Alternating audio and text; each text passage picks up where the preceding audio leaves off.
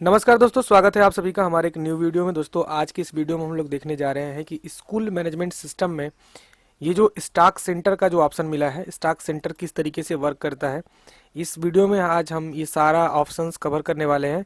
साथ ही साथ इसका एक और वीडियो आएगा जिसमें हम स्टॉक की रिपोर्टिंग करना बताएंगे। ठीक है, ये सारा कुछ किस तरीके से वर्क करता है, ए टू जेड सारा कुछ हम इसमें बताने वाले हैं। तो आज की इस वीडियो में बस हम ये देखेंगे सेल्स कैसा होता है, सेल्स की बुक कैसे होती है, receive from student, receipt book, purchase, purchase book, payment to supplier, ठीक है, और पेमेंट बुक, यूनिट और मास्टर यूनिट, यूनिट मास्टर, ये हम आइटम मास्टर, ये सब हम देखने वाले हैं। ठीक है, आज की इस वीडियो में। ठीक है, कहने का मतलब कि ये स्टॉक सेंटर क्या है, कहाँ पे इसका यूज़ होना है, जो आपको स्कूल मैनेजमेंट सिस्टम में दिया गया है। ठीक है, तो आइए इसको विस्तार से हम लोग समझते हैं। तो सबसे पहले आप आ जाएंगे आइटम मास्टर के अंदर। ठीक है, इसमें बेसिकली है क्या कि जो आप अपने स्कूल में बैग्स, कापी, यूनिफॉर्म वगैरह जितने भी आप अपने यहाँ रख करके बच्चों को देते हैं, डिस्ट्रीब्यूट करते हैं, तो काफ़ी आसान हो जाता है बच्चों को कापी, किताब, बैग्स, ठीक है, स्कूल किट्स वगैरह ये सब चीज़ें मिलने के लिए, क्योंकि मार्केट में बच्चे जाते हैं तो अच्छे उन लोगों को पैसा मतलब देना पड़ता है। तो ये थोड़ा सा सहूलियत हो जाती है स्टूडेंट्स के लिए, ताकि वो एक ही ग्राउंड में, एक ही कैंपस में सारी चीज़ें उनको मिल जाती हैं। ठीक है, तो स्कूल ये सब का भी डिस्ट्रीब्यूशन करने लगते हैं। इसमें कभी कभी ऐसा होता है कि हिसाब किताब न रखने की वजह से बहुत काफ़ी नुकसान हो जाता है स्कूल को। ठीक है, तो उसका हिसाब किताब रखने के लिए हमने इस सॉफ्टवेयर में एक फीचर्स बढ़ा दिया है, स्टॉक सेंटर का और स्टॉक रिपोर्टिंग का। स्टॉक सेंटर में आप जितना भी हैं जो सारे ऑप्शन यूज करके देखेंगे। सबसे पहले हमने यहाँ पर इसका इसका ये रखा है कि आप जो जो आइटम्स देने वाले हैं बच्चे को, यानी एक तरह से कहे तो सेल करने वाले हैं, उन सभी आइटम्स के नाम यहाँ पर सेट कर दीजिए। जैसे मान लीजिए हम पीजी बैग्स, ठीक है, उसके बाद copy of Hindi, copy of math, copy of science, copy English, इस तरीके से हमने सारे यूनिट्स ऐड कर लिया। और इस तरह से जितने भी बुक्स हैं, कॉपीज़ हैं, इन सभी को हम एक न्यू आइटम्स में आकर के सबको इस तरीके से ऐड कर लेंगे। ओके, ऐड कर लेने के बाद अब हम नीचे आ जाते हैं। तो सबसे पहले हम देखेंगे यूनिट्स, इनकी इकाई क्या होगी, इनको हम पीसेस में सेल करेंगे, केजी में सेल करेंगे, या कि क्या उनका यूनिट्स क्या होगा, जो सेल करेंगे उसकी इकाई क्या होगी, वो हम यहाँ पे सेट करेंगे।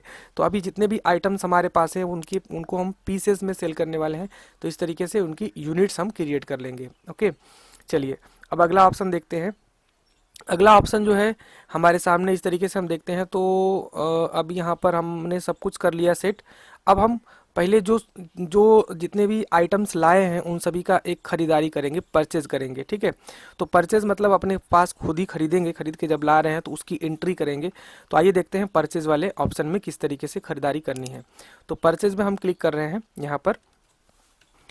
तो परचेज की जो एंट्री है वो इस तरीके से रहती है। अगर इसमें कोई आइटम्स रह गया है तो आप ऐड न्यू आइटम पे क्लिक करके सारे आइटम्स को ऐड कर सकते हैं। परचेज किस डेट में कर रहे हैं वो परचेज का यहाँ पे डेट आ जाता है। और परचेज फ्रॉम, आप जो पेमेंट करने वाले हैं वो किस तरीके से करने वाले हैं, बैंक से या कैश से, ये सारा यहाँ पर आपको मिल जाता है। फिलहाल अभी हम कैश, ये जो आइटम्स ला रहे हैं जैसे बैग है, यूनिफॉर्म है, ये सब कुछ जो है लाने वाले हैं तो भी कैश दे के ला रहे हैं। अगर उसका कोई बैंक से हम वो कर रहे हैं, मतलब बैंक से पेमेंट कर रहे हैं, तो रेफरेंस नंबर वगैरह अगर मिल रहा है तो वो डाल देंगे। फिलहाल अभी हम कैश से कुछ आइटम्स ला रहे हैं। जैसे मान लीजिए कॉपी ऑफ हिंदी ला रहे हैं, इंग्लिश ला रहे हैं। क्या रेट से लाए, 150 रुपये के रेट से ला रहे हैं, और ये करीब करीब हम 100 पीस ला रहे हैं।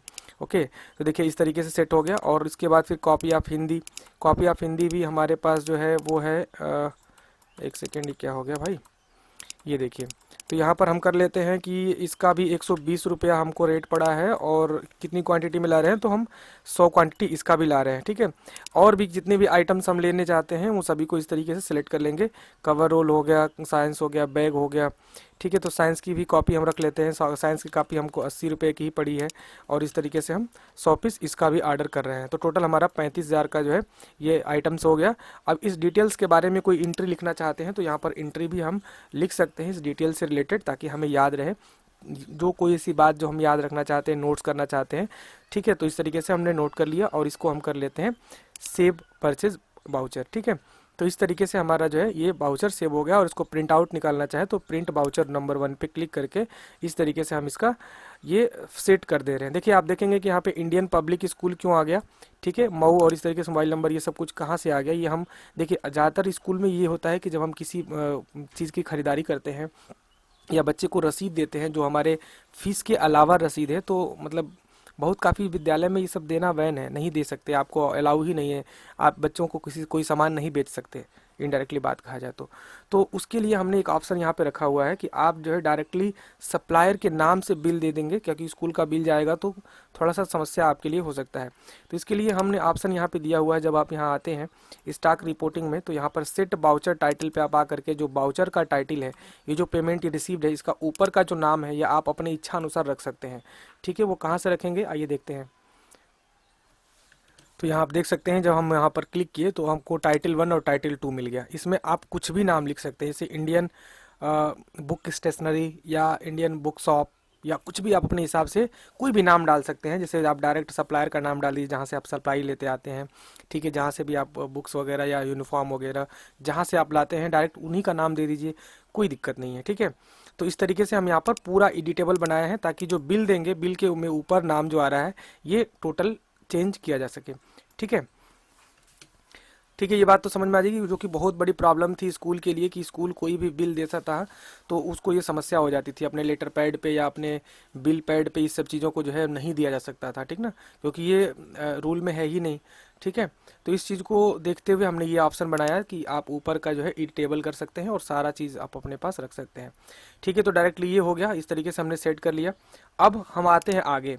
ठीक है, अब ये देखिए, हम जितने भी परचेज करेंगे, जितने भी आइटम्स खरीद के लाएंगे, उनकी बुक्स यहाँ पे मिल जाएगी परचेज बुक में। यहाँ पे हम क्लिक करेंगे तो परचेज बुक का पूरा यहाँ पर हमको हिसाब किताब मिल जाएगा, कि कितने दिन में हमने परचेज किया है, कितना प्राइस वगैरह क्या था, कितना अमाउंट हमने पे किया है, वो सब कुछ यहाँ पे दिख जाएगा। इसको एडिट डिलीट करने का भी ऑप्शन मिल जाता है डे वाइज। ठीक है, तो अब हम बढ़ते हैं, इसका मेन फीचर क्या है। जैसे मान के चलिए, अगर कोई स्टूडेंट बुक लेने आ गया, ठीक है, तो उसको हम बुक का एंट्री कैसे करेंगे और बुक की स्लिप कैसे देंगे, ये सबसे बड़ा इंपॉर्टेंट है।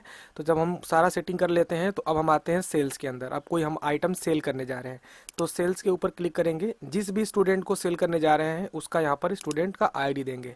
अगर स्टूडेंट को कैश में ये पैसा, स्टूडेंट कैश दे रहा है तो कैश रखेंगे, अगर उधार ले जा रहा है, कह रहा कल पैसा देंगे, तो क्रेडिट में, क्रेडिट सेल्स में रखेंगे।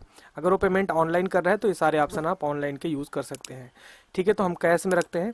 कैश में रखने के बाद वो 5 नंबर वाला स्टूडेंट जो है, 5 स्टूडेंट आईडी हमने दिया 5। 5 देते ही स्टूडेंट का जो है पूरा डिटेल यहाँ पे आ गया, उनके नाम, उनका पिता का नाम, मोबाइल नंबर, कौन से क्लास का है, सभी आ गया। अब ये कौन कौन से आइटम लेने जा रहे हैं, लेंगे, तो अभी ये इंग्लिश की एक लेंगे। ठीक है, इंग्लिश का क्या रेट में आप लाए थे, क्या रेट में आप देंगे, एक बार आप सेट कर देते हैं तो ऑटोमेटिक वो सेट हो जाता है।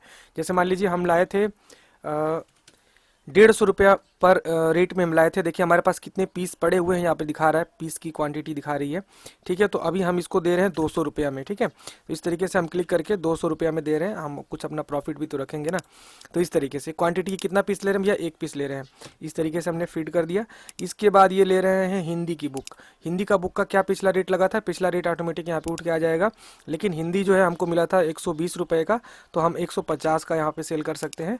बाकी वो आपके ऊपर डिपेंड करता है, आप सेम रेट का दे दीजिए, उससे हमें कोई वो नहीं है। ठीक है, तो इस तरीके से हमने उसमें पूरा सेट कर लिया, और सेट करने के साथ ही अब नीचे और भी कोई बुक्स देना है या इस एंट्री के बारे में कुछ लिखना है तो हम यहाँ लिख सकते हैं। लिखने के बाद इनसे, इनका जो दो टोटल आइटम हुआ, 2 आइटम हो गया, और इनका जो अमाउंट हो गया, ये इतना अमाउंट हो गया। इस तरीके से हम फिर से सेव सेल्स बाउचर पे क्लिक करेंगे, तो इनका एक सेल बाउचर कंप्लीट हो जाएगा। प्रिंट वाउचर नंबर पे हम क्लिक करके, और इनका हम एक प्रिंट आउट निकाल के दे देंगे, ताकि स्टूडेंट को ये क्लियर हो जाए कि हाँ, उन्होंने जो जो आइटम्स परचेज किया है उसकी ये एंट्री है, उनका ये डिटेल है। देख सकते हैं पूरा डिटेल इस तरीके से आ गया। ठीक है, बस कंट्रोल P बटन दबाइए और सारा यहाँ पे डिटेल वो प्रिंट करके ले जा सकते हैं। तो ये बहुत काफ़ी खास ऑप्शन इसमें बनाया गया है टीचर्स के लिए, सॉरी स्कूल्स के लिए, ताकि स्कूल के जितने भी हिसाब किताब में दिक्कतें हो रही थी, जो आइटम्स आप सेल कर रहे थे, आप में ऑफलाइन सेल कर रहे थे, उसका कोई हिसाब किताब नहीं मेंटेन होता था, तो काफ़ी नुकसान हो जाता था। ठीक है, तो आप जितने भी बुक्स ला रहे हैं, बुक्स का पूरा हिसाब किताब रख सकते हैं, कितना आइटम गया, कितना बचा है, क्या हुआ नहीं हुआ, वो सब कुछ आपके पास रहेगा। तो ये देखिए हमने सेल किया, और जितना भी सेल करते जाएंगे सारा बुक हमारे पास रहेगा। सेल का एक बुक हमारे पास मिल जाता है, तो सेल बुक में क्लिक करेंगे, अब तक जितना हम सेल किए रहेंगे सारा यहाँ सेल का रिपोर्ट रहेगा, किस बच्चे को भेजा दिया है, क्रेडिट दिया है या कैश में दिया है, सारा कुछ यहाँ पर दिखाई देगा, कितना पर अमाउंट उन्होंने पे किया था।